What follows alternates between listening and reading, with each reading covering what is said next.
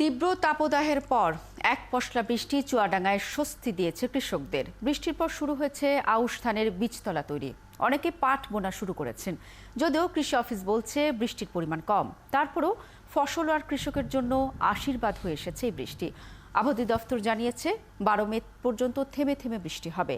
সহকর্মী M A মামুনের পাঠানো তথ্য ছবিতে প্রতিবেদন। চুয়াডাঙ্গায় কৃষকের মুখে হাসি। 1.5 মাসের অতি তীব্র তাপদাহ পেরিয়ে বৃষ্টি এসেছে। সোমবার 1 ঘন্টা 23 মিনিটে বৃষ্টির পরিমাণ 26 মিলিমিটার।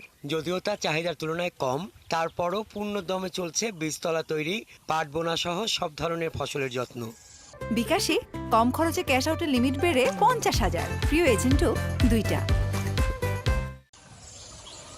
কৃষকরা বলছেন আরও বৃষ্টি দরকার। বৃষ্টিতে ফসলের মাঠের মাটি কোনো রকমে ভিজেছে, পানি মাটির গভীরে যায়নি। আমাদের হেবি আনন্দ হয়েছে, আরো বৃষ্টির দরকার। ধান লাগাইতে পারছি না আমরা। ফসল কোনো একটু ভালোই দেখাচ্ছে, এক রাতের মধ্যে আল্লাহ যদি আরো দেয় আরো ভালো হবে। বৃষ্টি হয়নি, এখন বৃষ্টি হয়েছে, আমরা মাঠে চাষ করতে নেমেছি। পানি দিয়ে আল্লাহর রহমতে আমরা খুব ভালো আছি। আর পানিটা হয়ে আবহাওয়া খুব ভালো, ঠান্ডা, মানুষ খুব ভালোভাবে স্বস্তি বোধ করছে। কুমড়ো টুমড়ো এই যে মাঠের ফসল সুন্দর হয়েছে, আমাদের বৃষ্টি আরও দরকার।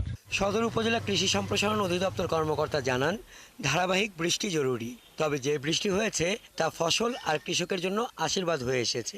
এখন আমাদের ফসলেরকে ভালো রাখার সবচেয়ে বড় চ্যালেঞ্জ হচ্ছে প্রতিনিয়ত সেচ দেয়া, যেটা কৃষকরা আমাদের দিচ্ছে, এবং বৃষ্টিটা হওয়ার ফলে এতে কৃষকের মাঠের ফসলের জন্য খুব উপকার হয়েছে। চুয়াডাঙ্গা আবহাওয়া পর্যবেক্ষণ কেন্দ্রের কর্মকর্তা জানান, আগামী 12 মে পর্যন্ত থেমে থেমে বৃষ্টি হবে। আপাতত চুয়াডাঙ্গা জেলায়